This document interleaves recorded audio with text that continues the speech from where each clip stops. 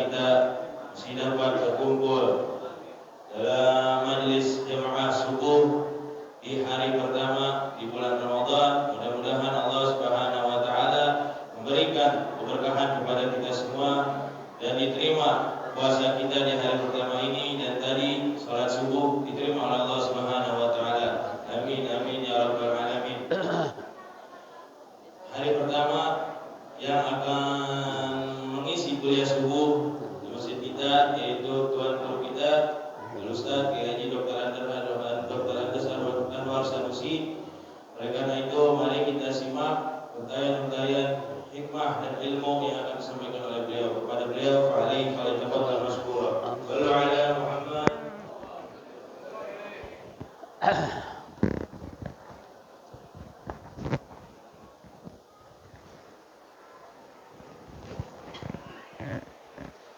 Assalamualaikum warahmatullahi wabarakatuh.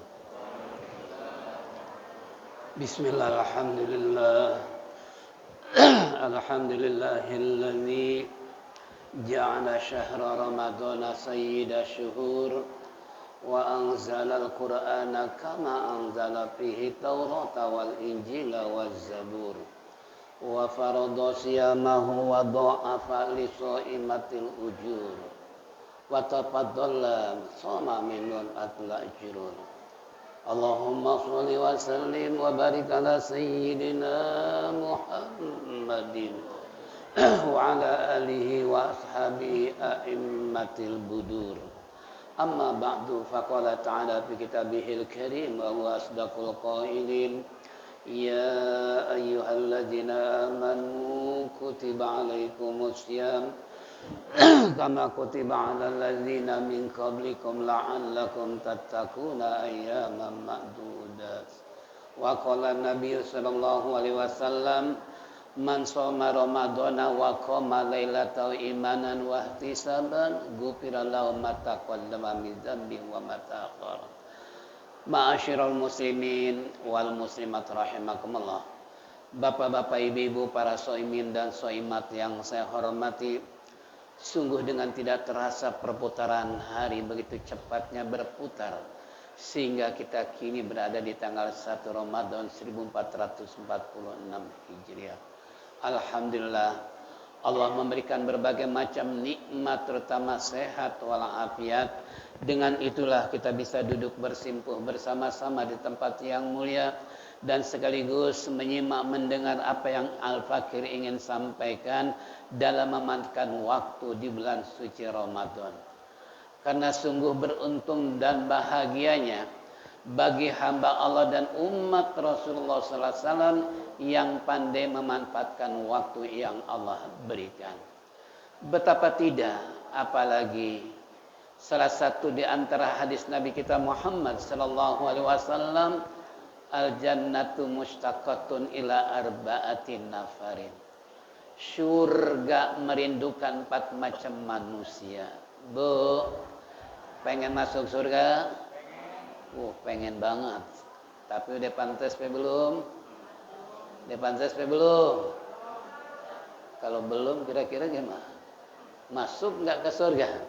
Ini surga rindu kepada 4 macam manusia, di antaranya talil Quran, orang yang membaca Quran.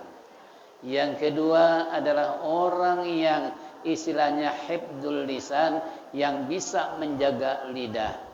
Yang ketiga adalah orang wa mut'imul ji'an, memberikan makan terhadap orang yang lapar.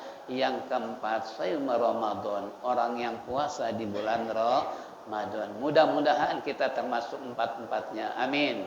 Ya Rabbal. Bu, jadi surga merindukan 4 macam. Yang pertama, orang yang baca Quran. Yang kedua, menjaga lidah. Yang ketiga, orang yang memberikan makan terhadap orang yang lapar. Yang keempat, orang yang puasa di bulan Ramadan. Insya Allah 4 ini yang sangat surga benar-benar merindukannya. Tinggal sejauh mana kita merespon hadis ini. Mampukah kita melaksanakan 4 ini? Karena ini kesempatan yang paling berharga buat kita semua. Talil Quran, membaca Quran itu merupakan salah satu kalam Allah, di mana untuk mengingat dan menyebut nama Allah, cobalah baca Quran. Secara tidak langsung kita dialog dengan Allah, ngobrol dengan Allah, karena Al-Quran adalah kalam Allah. Al-kalamu wal lafzul murakkabu bil wajhi. Kalau dalam kitab Jurumiyah, yang namanya kalam adalah terdiri dari beberapa kata yang mengandung kalimat dan sekaligus mengandung manfaat buatnya. Nih, kembali pada kita semua, tolong budayakan baca Quran, wabil khusus di bulan Ramadan maupun di luar bulan Ramadan. Jangan sampai tidak. Apalagi Nabi sangat menganjurkan minimal setiap hari 200 ayat kita baca Al-Quran. Oh, Bapak setiap hari berapa ayat? Berapa ayat? Ini kira-kira pantas dia masuk surga. Nah, ini kembali pada kita itu minimal 200 ayat yang kita baca. Nah, kalau seandainya rutinitas kita baca, kembali kepada kita semua, bukan saja Rasulullah memberikan syafaatul uzma, tapi kembali hadis pun mengatakan, Iqra'ul Quran fa innahu ya'ti yaumal qiyamah syafi'an li ashabi. Bacalah olehmu Quran, sebab nanti di hari kiamat dan memberikan syafaat kepada yang membaca. Ini salah satu di antaranya. Masih banyak hal-hal fadilah orang yang membaca Al-Quran. Tolong, ini bulan puasa, dari mulai semalam dan seterusnya, insya Allah mudah-mudahan 30 juz bisa nggak Bu? Pak, bisa nggak? Oh, yang benar. Awas, jangan ada yang dusta di antara kita. Tolong budidayakan tuh baca Quran. Di samping akan membentuk jiwa kita menjadi tenang, jiwa kita menjadi senang dalam hidup dan kehidupan. Barang boleh naik, tapi pikiran jangan sampai stres. Gara-gara mikirin.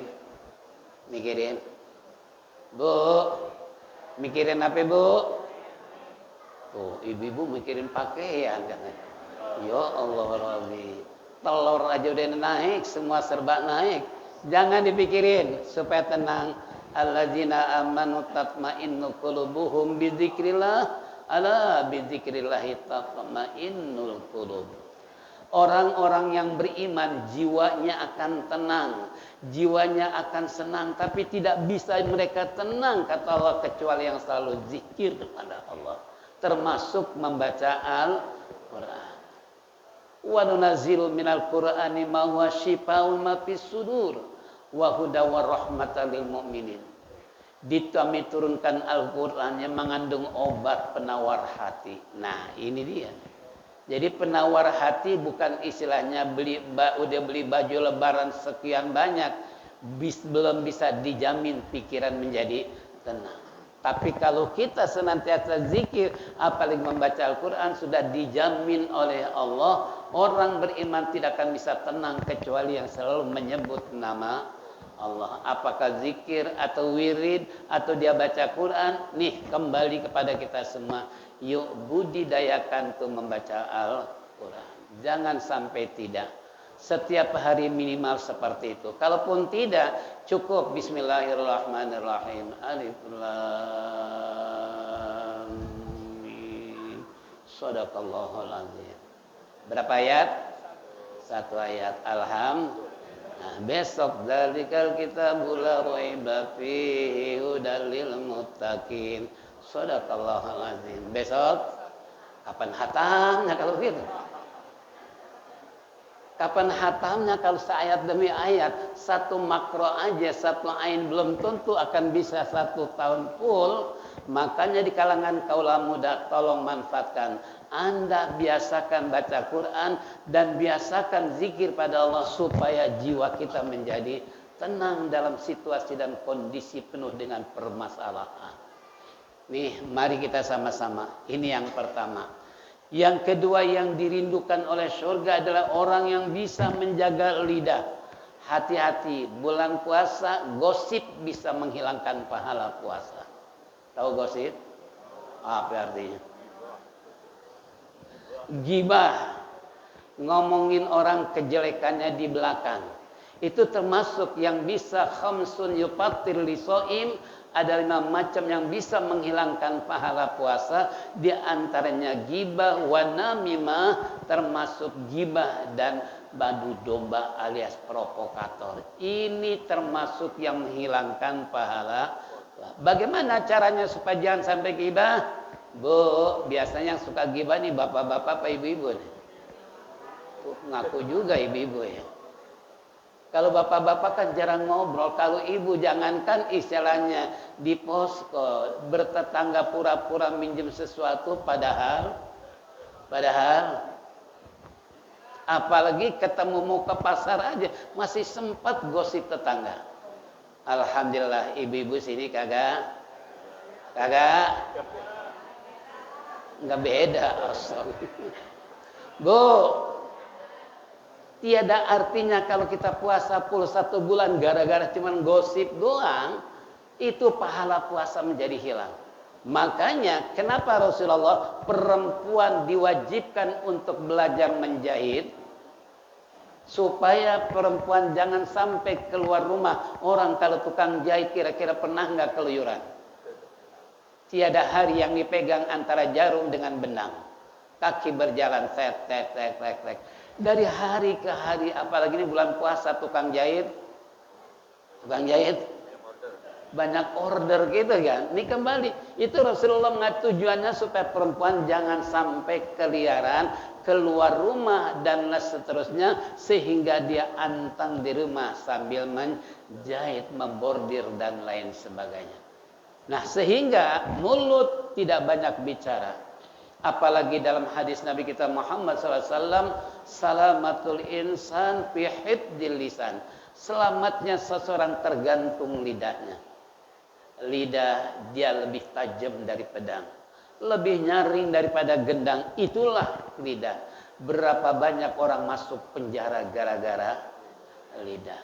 Berapa banyak mereka yang istilahnya menjadi permusuhan yang satu dengan yang lain itu gara-gara lidah. Makanya salamatul insan fi hifdzil lisan, selamatnya seorang tergantung menjaga lidahnya. Apalagi ini bulan puasa, tolong, walaupun setan dibelenggu, Bu, setan bulan puasa, pintu surga dibuka, pintu neraka ditutup. Tujuannya supaya umat Rasulullah benar-benar istilahnya mereka bisa menjaga diri, kesempatan untuk masuk surga nih bulan puasa. Bukan saja menghantarkan surga, man shoma ramadhana imanan wa ihtisaban ghufirallahu ma taqaddama min dzambi. Barang siapa orang yang puasa, bahkan di hadis lain, barang siapa yang puasa plus sholat tarawih penuh dengan iman dan ikhlas, niscaya Allah akan mengampuni dosanya di masa lalu. Padahal cuman puasa dan sholat tarawih. Tapi saya ingatkan, malam Jakarta berdasarkan pengalaman tahun yang lalu, alhamdulillah malam pertama masjid luar biasa. Enggak mampu jemaah sholat tarawih, sholat subuh. Alhamdulillah bergulir waktu. Malam kedua, malam ketiga, malam keempat jemaah sudah mulai maju pe mundur pe maju. Kenapa terjadi seperti itu? Kenapa seharusnya justru bulan suci Ramadan tinggalkan semua urusan dunia? Apapun bisnis yang menghalangi kita untuk ibadah pada bulan puasa Ramadan, tolong sekali lagi hadang, lawan. Jangan sampai kita terperosok oleh hawa nafsu sehingga kita enggak sholat tarawih, terutama di kalangan kaula muda. Kalau tua-tua sih ngapain lagi? Mau ngobrol di kafe. Soalnya seputar kita ini udah banyak kafe nih. Di depan baru dibuka tuh kafe. Di sini di pasar ada kafe juga. Iya kan? Masya Allah. Ini sebuah tantangan buat anak muda. Wahai anak muda, jangan nyesel nanti Anda setelah tua kalau masa muda Anda biarkan hanya untuk isinya melampiaskan hawa nafsu tanpa melakukan ibadah kepada Allah. Tolong di selagi bulan puasa. Ya. Nah, kembali tadi, jangankan sholat tarawih, yang puasa pun kadangkala baru aja 4 hari puasa udah ada di sidang begitu. Kalau ibu bisa jadi yang usia muda karena menstruasi, kali ya kena head. Nah, kalau laki-laki muda kira-kira pernah nggak head? Kalau ke head sih nggak tahu deh. Iya kan? Nah, ini kembali nggak ada alasan buat laki-laki untuk tidak berpuasa dan sholat taraweh. Ya walaupun kembali tadi sholat taraweh alhamdulillah kita ambil yang pertengahan 23 rakaat. Tapi jangan sampai salah pilih. Karena zaman sekarang orang ingin cari yang instan. Jangankan makanan, jangankan Indomie, Supermie, kadangkala ibadah pun pengen yang atau yang instan. Yang cepat. Walaupun bacaannya beda. Kalau yang 23 memang bacanya cepat, yang 11 lambat, gitu kan? Tapi bukan masalah perhitungan. Ini antara ibadah yang paling pahala besar yang ada masakot. Masakot itu yang berat. Nah, kalau 11 rakaat kira-kira berat apa enteng? Enteng apa berat? Kalau 36, ada yang sholat 36 rakaat? Bu, karena sholat tarawih ada 3 macam kan? Ada yang 11, ada yang 23, ada yang 36. Khairul umur awsatuha. Pekerjaan yang paling baik tengah-tengah. Banyak kagak sedikit. Sedikit nggak puas, banyak capek ya. Itu kan? Ini kembali buat kita semua. Ya, jadi makanya ini antara puasa dan salawat tarawih jangan sampai jebol di tengah jalan. Makanya saya himbau para pedagang, hai para pedagang, hati-hati jangan buka warung di pagi hari. Sama dengan memberikan empan kepada orang puasa supaya jangan ada tukang dagang di sini. Nasi uduk jangan buka. Goreng apa? Goreng-gorengan. Ya. Ini tolong jangan. Walaupun fikih mengatakan boleh dagang kalau di bandara, ya, kalau di stasiun, kalau di terminal. Kenapa? Karena di sana tempat lalu lalang orang musafir baik dalam negeri maupun sehingga wa man kana maridon aw ala safarin fa iddatu min ayyamin ukhra. Barang siapa yang musafir, barang siapa yang sakit tidak bisa berpuasa, please kata Allah, silakan tapi bayar nanti di bulan. Ini namanya rukhsah. Allah memberikan dispensasi keringanan kepada hambanya. Kalau kita berpergian boleh puasa, boleh tidak. Kalau Imam Hanafi lebih baik puasa. Imam Hanafi lebih baik nggak puasa karena ini langsung dispensasi dari Allah. Ini langsung resep dari Allah. Makanya kalau Imam Hanafi lebih baik ambil nggak puasa. Nah, tapi Imam Syafi'i boleh pilih kalau selama kita kuat ke Surabaya, kalau naik kapal berapa jam? Kan cuma 1 jam, setengah jam sampai ke Surabaya, kecuali jalan kaki. Bu, kalau jalan kaki Jakarta Surabaya kira-kira berapa bulan? Lain ceritanya, gitu kan? Nah, ini kembali. Jadi kalau saya kurang bisa memanfaatkan di bulan Ramadan, alangkah sayang, apalagi jebol. Man aftara yauman fi ghairi rukhsatin rakhasallahu samud dahar. Barang siapa yang jebol 1 hari saja, itu dibayar seumur hidup nggak bakalan nimpas. Pak, Bu, terutama di kalangan anak muda, jangan melecehkan puasa. Jangan menganggap enteng dengan puasa, nanti bisa kodok segala macam. Tidak, dalam kondisi fit, prima, sehat, jangan coba-coba beralasan untuk tidak berpuasa. Apalagi sekarang zaman sakit lambung. Sakit mah, sakit. Pak, besok mama nggak puasa, takut mahnya kumat. Padahal belum puasa, tapi udah nyerah duluan. Ini dengan Allah jangan suka buruk sangka. Inna zonni abdi. Saya tergantung sangkan hamba saya. Kalau hamba saya menyangka, Pak besok mama nggak puasa. Kenapa? Khawatir umat besok pasti akan mah. Karena dia buruk sangka dengan Allah. Kalau dengan Allah harus baik sangka. Kenapa? Pak, alhamdulillah mudah-mudahan besok bisa puasa walaupun penyakit mah lagi. Jangan dijadikan alasan. Semua penyakit dan bisa menyembuhkan penyakit siapa? Allahumma rabban nasi mudhabbal bashi isfi anta syafi la yugadiru sakoma. Gitu kan? Ya Rob, tidak ada yang bisa mendatangkan dan menghilangkan penyakit kecuali-Mu ya Allah. Nih di rumah sakit Islam tuh di dinding-dinding doa itu ada tulisannya di sana. Nih kembali pada kita semua. Tolong ini bulan puasa yang penuh dengan rahmat, penuh dengan maghfirah dan barokah Allah. Manfaatkan sebaik-baiknya, apalagi dimanfaatkan sambil dengerin ceramah. Alhamdulillah, Sya'ban setiap subuh. Bu, bagusan mana? Tidur sambil dengerin ceramah atau tidur di rumah? Tidur di mana? Tidur di masjid? Tidur masjid, saya bingung malaikatnya. Ini orang mau ngaji sama sengaja niat mau tidur. Iya kan? Yang lebih malu lagi nanti di kameranya, ini yang nonton kan bukan orang Saban aja.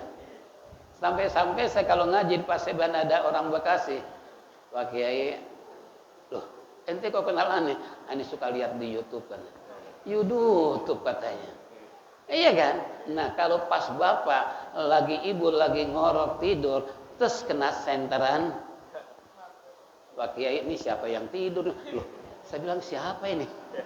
Kenyataannya di dalam masjid. Nah ini na'udzubillah min dzalik, jangan sampai. Apalagi nanti malaikat, ini orang dapat pahala, apa enggak? Atau dapat dosa? Karena niatnya bukan mau ngaji, tapi mau alhamdulillah masih bisa tidur. Daripada saya waktu ke Brunei Darussalam sama keluarga tuh ada seorang janda kaya punya mobil 9 mewah, rumahnya luar biasa. Dia janda tapi lucu nih kata si pembantunya dari Jogja, Pak Haji sering saya rayu supaya pergi haji, nggak mau juga. Padahal cuman anak satu-satunya, bahkan dia punya mall sendiri. Nah itu nggak bisa tidur kalau nggak minum pel tidur. Coba harga minum pel tidur kira-kira 1 pel berapa duit? Nggak bisa tidur. Makanya alhamdulillah kalau bapak ibu di masjid masih bisa tidur, lebih baik daripada janda. Saya mau minta HP-nya, nggak punya telepon, HP. Ini soal janda kaya nih. Janda kaya gitu kan. Masya Allah. Ini nggak bisa tidur kecuali minum pel tidur. Nah kita jangankan di rumah, di pasar, di masjid masih bisa. Padahal dengerin. Pak, Bu. Makanya kalau dengerin ceramah jangan suka nyender. Bu, jangan suka. Coba lihat yang nyender pasti merem matanya nih. Apalagi sahur kekenyangan. Coba lihat yang nyender-nyender tuh pada tidur apa enggak? Oh enggak ya. Ya ini bukan ibu-ibu sini, ini ibu sana. Bukan bapak sini, bapak sana. Ya Allah. Malum ada istilah kan pelor. Asal nempel juga molor. Udah jadi. Setan juga pinter. Bu, Mbak, jangan dengerin serius, tenang aja. Coba deh yang enak sambil nyender. Bener begitu ditarik ke setan langsung nguap, habis nguap, merem habis merem. Orang pulang dia. Itu kan. Nah itu penyakit, itu jurus setan, hati-hati. Makanya kalau bapak, ibu dengerin ceramah, coba di depan saya, kira-kira berani ngantuk nggak? Berani ngantuk nggak? Kalau nggak kaki saya main, Mas mau dengerin ceramah, mau tidur. Iya kan? Pasti gagah seger istilahnya. Kenapa? Alangkah malunya di depan ustaz masih bisa tidur. Tapi daripada janda bisa tidur kalau minum pel, kalau nggak minum nggak bisa tidur. Na'udzubillah min dzalik. Yuk kita sama-sama nih manfaatkan siapapun gurunya. Jangan terkadang umat masih terkesima kalau dengan ceramah. Tanya dulu siapa yang ceramah, si anu. Wah ini dia baru nih. Itu Sayyidina Ali berkata dalam makolahnya, unzur makolah wala tanzur manqol. Perhatikan apa yang dia katakan, jangan memperhatikan orangnya. Ini kan kalau kita dengerin ceramah siapa? Wah, dari TV rame datang. Dari mana? 1 juta umat. Siapa? Ya ini si kiai kampungan. Ini ustadznya bukan level-level. Ini kan pengaruh, dampak pemikiran. Karena gara-gara kalau ngaji, kalau dengerin ceramah, dilihat siapa yang ceramah, bukan apa yang disampaikan dalam ceramah. Ini Kembali buat kita semua, manfaatkan di bulan suci Ramadan. Jangan sampai disia-siakan, apalagi tadi dengan puasa Ramadan plus sholat tarawih bisa mengampuni dosa di masa yang sementara. Kalau kita koreksi dosa kira-kira udah kayak apa, Bu? Dari tahun kemarin tuh bulan Syawal sampai bulan Ramadan kira-kira dosa udah berapa? Bu, jujur kira-kira dosanya sedikit atau lebih banyak? Lebih banyak apa sedikit? Alhamdulillah, untung aku. Kapan lagi kita mau bertobat pada Allah? Kapan lagi kita memperbanyak istighfar kepada Allah? Khawatirnya apa yang dianalisa oleh Nabi sayati akhir zaman, al-fariju wal mautul furajatu, nanti akan terjadi akhir zaman, stroke merajalela, mati mendadak. Ini sekarang berapa banyak orang yang mati mendadak? Betul. Mungkin jamaah kita pun banyak yang mati mendadak. Tahun kemarin masih bisa kesabar, masih bisa puasa, salat tarawih, masih bisa ngaji. Tapi kini kita tengok kanan dan kiri. Ya Allah, tadi aja jam 11 malam paman saya, adeknya Umi ya di Kuningan meninggal dunia. Nah, innalillahi wa inna ilaihi raji'un. Ya, kalau kita datang ke sana itu beliau suka nyambut kita, motong ayam segala macam. Nah, kata anak-anak kecil harapan, siapa yang menyambut kita nanti? Coba, ini kembali pada kita. Padahal Isa masih apa? Masih bisa sholat, masih doyan makan. Tapi ternyata umur tidak ada yang tahu. Jam 11 malam, inna lillahi wa inna ilaihi rajiun. Ini khawatirnya kita mati seperti itu mendadak. Sementara amal soleh, bukan amal soleh malah amal salah, bukan ibadah malah haram jadah. Kira-kira matinya mati apa? Kalau tadi masih mending habis sholat Isya gitu kan, minta makan kemudian ngantuk tidur ternyata nggak bangun lagi. Ini banyak contoh-contoh yang mati seperti ini. Apa kita nanti termasuk begitu? Termasuk nggak kira? Pak, Bu, udah siap mati? Siap mati? Ya belum. Enak aja. Ini malaikat Israfil ini nunggu dengerin suaranya. Wah, ibu itu yang pojok nggak mau mati duluan. Yang masih muda, belum punya suami. Duda-duda, belum punya istri lagi. Bingung mikirin, minta jangan sampai mati duluan. Begitu ngomong besok innalillahi wa inna ilaihi. Siapa yang tahu? Udah ada yang tahu? Nggak ada yang tahu kan. Sampai tetangga saya kemarin dia meninggal. Bapak-bapak lagi kumpul. Begitu dia cium tangan, saya bilang, siapa yang menyusul nanti ini setelah Babin? Kita kan nggak tahu. Iya kan? Nah ini kembali, tolong selagi sehat walafiat, gunakan nisa seumur yang ada, jangan disia-siakan. Jangan konyol kita kehidupan dalam dunia sepenuh dengan kesombongan. Jangan. Kalau kita kurang berpikir bahwa kita akan mati, coba apa yang kita banyak perbuat. Yang paling dia kan maksiat. Melakukan kedosaan, tapi jarang kita melakukan ibadah. Kenapa? Karena dianggap belum mau mati. Ya, nih kembali pada kita semua. Yuk, ini bulan suci Ramadan yang bisa mengampuni dosa kita, yang bisa membawa pintu keberkahan bagi umat Rasulullah SAW. Makanya manfaatkan baiknya. Ini bulan puasa. Nah, wa mut'imu ji'an, memberi makan orang yang lapar. Alhamdulillah. Kemarin saya khutbah di Ataibin, menurut laporan DKM bahwa setiap hari 300 box. Coba, bahkan udah ada yang nyumbang 1 ton beras, 300 kilo telur. Ya, karena sama bujangan saya sudah aktif di sana di Masjid At-Taibin. Bahkan sampai berjuang mati-matian sampai ke gubernur, sampai mualim kita suruh ngajar untuk mempertahankan kata masjid mau diruslah oleh Departemen Keuangan apa Oasis. Kita dibangunkan masjid 2 lantai, dikasih uang pengurus berapa? Yaitu 1 miliar. Coba, tapi alhamdulillah pengurus enggak mudah terpengaruh dengan uang 1. Coba pengurus cuma 10, 1 miliar dibagi 10 berapa? Berapa ya? 1 juta bisa kebeli? Bisa kebeli? Tapi saya bilang jangan ini pertahankan, ini wakaf orang. Betapa dosanya apalagi ngelihat duit.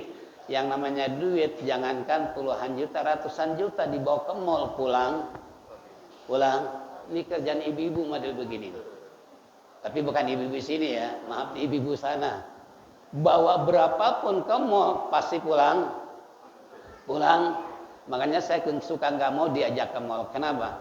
Kehabisan di dompetnya, suami dicolek. Uangnya habis nih, masih kurang. Astagfirullah, Pak. Makanya kalau ke mall jangan sekali-kali mau ikut. Biarin istri yang belanja. Kenapa? Itu tadi itu udah kehabisan ya di dompetnya, nyolek kita. Kurang sekian. Ya Allah, kan serba salah. Iya kan? Bukan kita nggak mau menemani istri tercinta, bukan. Bicara masalah pasar. Pasar adalah tempatnya setan. Setan paling pintar. Nih, ibu-ibu sana tuh belanja ada tukang obralan. Lihat obralan. Begitu tertarik beli mau belanja uangnya habis tuh ibu-ibu sana tuh. Ibu sini sih enggak. Ya Allah, Bu, awas ini bulan suci Ramadan.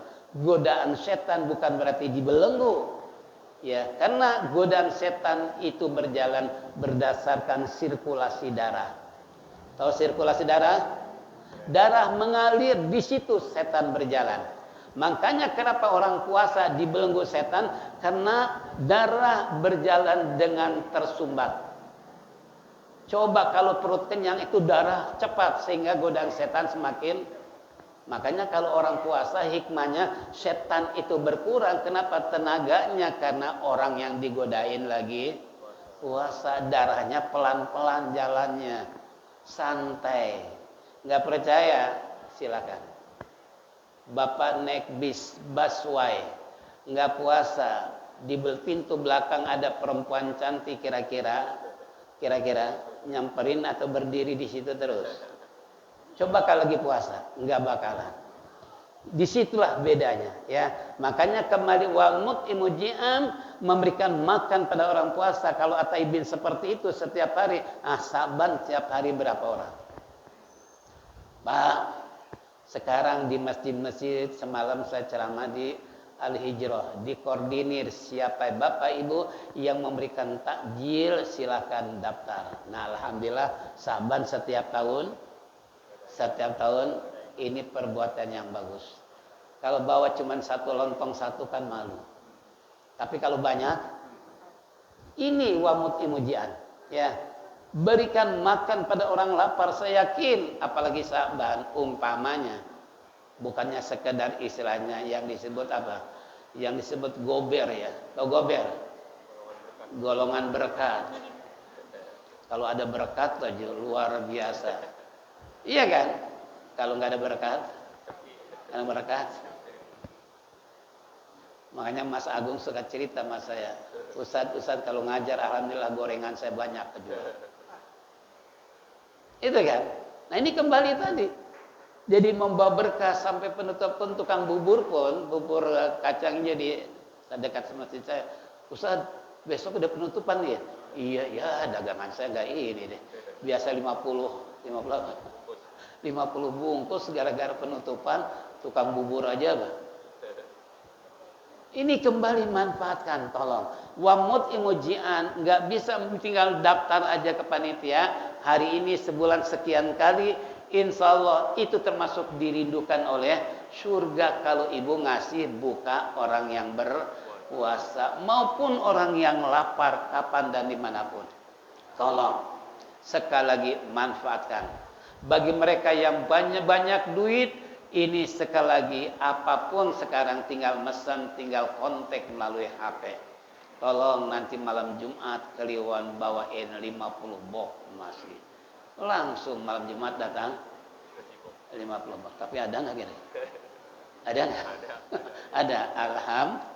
Ini yang kayak begini nih mudah-mudahan ya, memberikan makan terhadap orang yang mampang-mumpung ada di bulan puasa. Nanti jangan nyesel kalau bulan puasa berlalu sementara tidak ada jalan untuk memperbanyak sedekah. Makanya sedekah di bulan Ramadan dilipat gandakan oleh Allah Subhanahu wa taala. Jangan takut habis.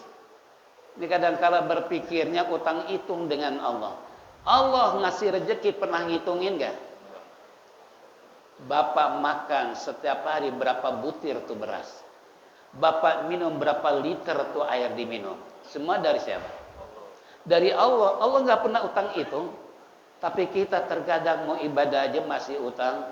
Itu mau sedekah aja masih utang hitung. Karena berpikir logika matematikanya, kalau uang saya dikasih orang beri makanan buat orang puasa, ini lambat laun jadi habis. Itu kan? Tapi logika boleh berpikir itu harta habis, tapi di sisi Allah dilipat gandakan apa yang kita sedekahkan. Man jaa bil hasanatin fasyru amsalihha.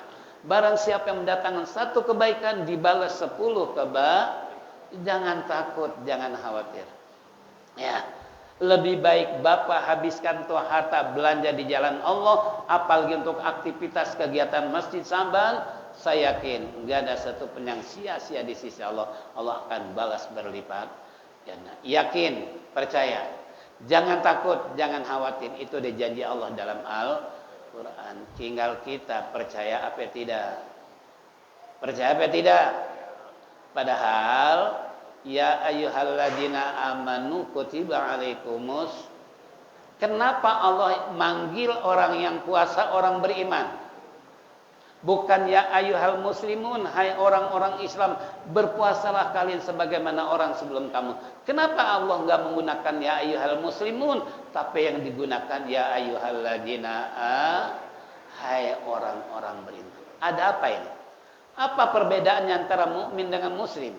Setiap orang muslim mukmin pasti muslim. Setiap muslim belum tentu beriman. Loh kenapa? Rukunnya aja berbeda. Rukun iman 6, rukun Islam 5. Nah kalau seandainya rukun Islam 5, baca syahadat, sholat, zakat, puasa, pergi haji bagi yang mampu, salah satu di antara 4 katakanlah dia enggak sholat saja, apakah Islamnya sudah sempurna? Sementara dalam iman itu kita harus wajib percaya kepada Allah dan janji Allah. Ini kembali, makanya yang disuruh puasa adalah orang yang beriman, bukan orang Islam. Apalagi Jakarta, Islam ini macam-macam. Ada Islam nominal, ada Islam paranormal, ada Islam abal-abal, ada Islam yang kafah. Yang banyak Islam yang musingin atau yang musiman. Musiman apa musingin? Pak, Bu, ada Islam yang mukminin, ada Islam yang musiman, ada Islam yang musingin, ada Islam yang mukhlisin. Itu di sisi lain, tapi dalam istilah bahasa kerennya ada Islam yang nominal, artinya Islam KTP. Ada Islam paranormal. Dia percaya pada Allah, tapi ada yang dia percaya lebih dari Allah, itu termasuk Islam paranormal. Sesuatu bukan minta ngadu pada Allah, malah datang ke Mbah dukun. Nggak percaya, coba sekarang tinggal klik YouTube, judulnya mencari kesugihan. Mencari kesugihan. Iya kan? Nah, ini kembali pada kita semua. Na'udzubillah min dzalik. Makanya di sini oleh Allah perintahkan orang beriman. Karena Allah Maha tahu kalau orang beriman dengan orang Islam jelas beda. Di masjid aja udah ketahuan. Kenapa Imam Al-Asy'ari mengatakan dalam maqalahnya, al-mu'minu fil masjidi kasama'i fil ma. Al-munafiqu fil masjidi katwairi paksi. Orang beriman duduk di masjid percis bagaikan ikan di dalam air. Tapi orang munafik duduk di masjid percis kayak burung di dalam sangkar. Coba apa bedanya? Ikan walaupun airnya asin tetap ikan. Walaupun kecomberan tetap ikan lele. Walaupun dikali jiung ikan tetap hidup. Kenapa? Kenapa? Karena ikan gak punya lidah. Seandainya punya lidah, hidup di air laut asin kira-kira gimana? Bisa pada kabur tuh ikan. Coba di kecomberan, apa di jiung, yang atau di danau istilahnya, suntar cenah, baunya dulu kayak apa, tapi ikan begitu indahnya hidup di dalam air. Tuh kalau orang beriman di masjid percis kayak ikan antang, dengerin ceramah, walaupun persis terkadang kayak bandeng dipanggang, matanya melotot, pikirannya ada yang begitu. Ada kayak ikan bandeng dipanggang. Itu kan, ini kembali. Tapi kalau orang menafik di masjid persis bagaikan burung di dalam sangkar. Ada cerita nggak burung betah di dalam sangkar? Jangankan dibuat dari kayu, dari besi, sekalipun dari mutiara itu sarang, mana burung nggak bakalan betah. Makanya ada penyanyi mengatakan, wahai burung di dalam sangkar, tidakkah kau sakit menahan siksa dari kekejaman dunia? Tuh, maaf, yang merah burung. Yang merah. Ada yang merah burung? Ada enggak? Saya ingat Pak Nur Hasan dulu ya. Rumahnya banyak burung. Dia tanya waktu dalam pengajian, gimana hukumnya merah burung?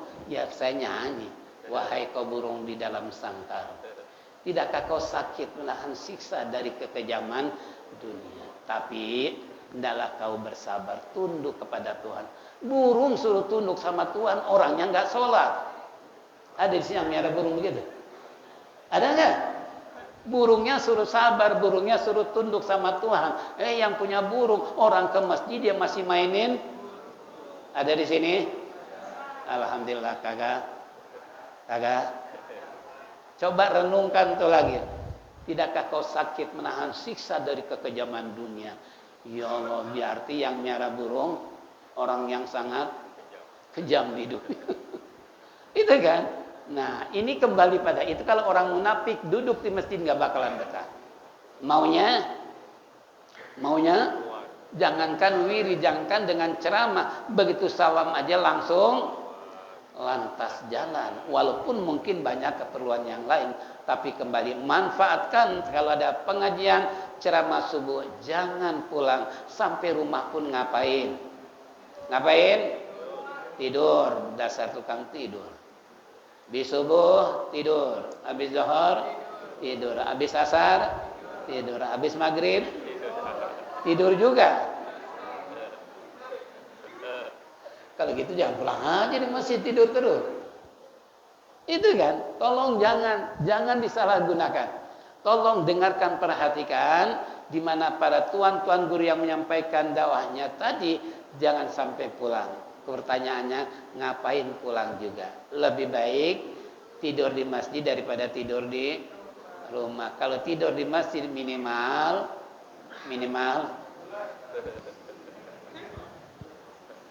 nih, kembali pada kita semua. Yuk, ini yang keempat. Yang ketiga ya. Yang kelima tadi, wasaumu Ramadan, orang yang puasa di bulan Ramadan dirindukan oleh surga. Nah, jangankan surga, orang kalau udah rindu pada seseorang kira-kira kayak apa?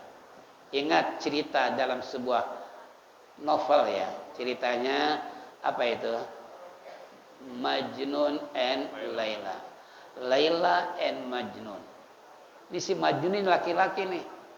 Kata Majnun, jangankan lihat si doi, lihat gentengnya aja girang luar biasa.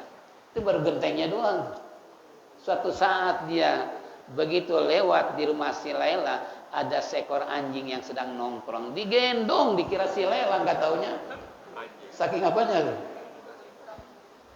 Itu kan. Nah, apalagi ini surga. Kalau saya rindu kepada hamba Allah dan umat Rasulullah, dia akan berhias diri untuk menjamin dan menjamu para tamu-tamu yang datang ke dalam surga. Percaya apa enggak? Kalau enggak percaya, mati dulu. Gampang aja kok. Kalau enggak percaya, kalau percaya alhamdulillah, berarti kita siap-siap untuk masuk ke dalam surga. Termasuk dengerin ceramah. Ini yang saya bilang tadi tuh. Jangan menganggap enteng dengan dengerin ceramah. Man salaka tariqan yaltamisu bihi ilman sahalallahu tariqan ila jannah. Siapa yang jalan untuk dengerin ceramah, ngaji, Allah akan mudahkan jalan menuju surga. Itu baru jalannya doang loh. Makanya tadi saya bilang, udah sampai masjid walaupun tidur, jalannya udah setiap langkah satu ampunan dosa. Nah, kalau ibu-ibu seperti saya dari Serdang ke sini kira-kira berapa langkah? Berapa langkah? Walaupun kan pakai motor, nggak pakai jalan kaki. Tapi motor kan beli bensin. Iya kan? Kerusakan harus masuk bengkel. Itu pun dengan biaya dan rasa capek mikirin motor mogok di jalan. Gitu kan? Begitu juga langkah-langkah yang Bapak jalankan dari rumah ke masjid, satu langkah satu pengampunan dosa. Nah, kalau kurang pergi ada 1000 langkah, berarti 1000 dosa diampuni oleh Allah. Nih, makanya manfaatkan, jangan sampai begitu ada pengumuman langsung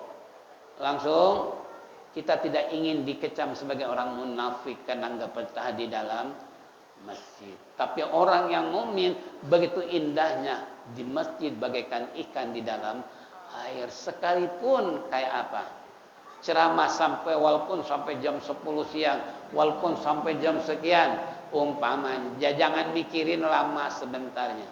Saya yakin penceramah nggak akan ada sampai zuhur ceramah. Kenapa? Bukan lihat amplopnya sebentar, segitu lama segitu, karena amplopnya udah dilem sama panitia. Itu jadi nggak ada istilah kasarnya itu apa namanya? Oh, iya ya. Nah ini Bang Acang, dulu Bang Acang tahu kan?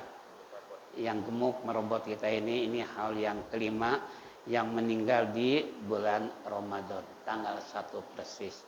Nah yang kedua Haji Nur Hasan ya. Oh nama aslinya Nur Hasan. Oh namanya Nur Hasan, panggilannya Bang Acang. Ya. Nah, ini ya minta Al-Fatihah pada kita semua. Mudah-mudahan Bang Acang di dalam kuburnya diluaskan oleh Allah Subhanahu wa taala, diterima amal ibadahnya, lapangkan kuburnya khususnya buat beliau maupun untuk para pengurus yang lama yang telah membangun, merintis dari musala sampai menjadi masjid seperti ini. Wabil khusus para pembangun musala ke masjid atau pengurusnya yang telah meninggal dunia, diampuni segala dosanya. Yang terakhir buat jamaah dipanjangkan umur sehat walafiat sehingga bisa memakmurkan Masjid Saban dengan maksimal selama hayat di kandung badan. Bi barakati al-Fatihah. Iyyaka na'budu wa iyyaka nasta'in. Demikianlah hadirin, berhubung lonceng sudah berbunyi menunjukkan isyraq telah tiba, maka kebiasaan saya kalau ngajar subuh, isyraq datang salat subuh, kemudian kita baru pulang insya Allah. Tapi saya sekarang mau ke Kebayoran, mulai pengajian di Mu'alim Syafi'i Azami. Saya kalau habis subuh nih, kuliah subuh ke Paseban, ke Kamal sama habis asar, ya itu luar biasa. Makanya bulan puasa walau bagaimanapun sibuk kayak apa, saya tetap komitmen untuk tidak meninggalkan pengajian kapan dan dimanapun, karena selagi kita dikasih sehat, gitu kan. Apalagi di mobil tinggal sambil tidur, di motor bisa sambil tidur, tahu-tahu sampai tujuan. Doakan sajalah kita mudah-mudahan disehatkan oleh Allah Subhanahu wa taala, dipanjangkan umur sehingga kita bisa mengulang kembali memakmurkan masjid dan seluruh kegiatan di bulan suci Ramadan diterima oleh Allah Subhanahu wa taala, diampuni segala noda dan dosa kita sehingga kelak kita semua mati husnul khatimah. Rabbana atina fid dunya hasanah wa fil akhirati hasanah wa qina adzabannar. Wa sallallahu alaihi Muhammad wa ala alihi wa sahbihi ajma'in. Subhana rabbika rabbil izzati amma yasifun wa salamun alal mursalin walhamdulillahi rabbil alamin. Biasanya nih saya awal sama akhir. Ketemu lagi nanti menjelang takbiran insyaallah. Demikianlah hadirin, kurang lebih mohon maaf. Assalamualaikum warahmatullahi wabarakatuh. Assalamualaikum.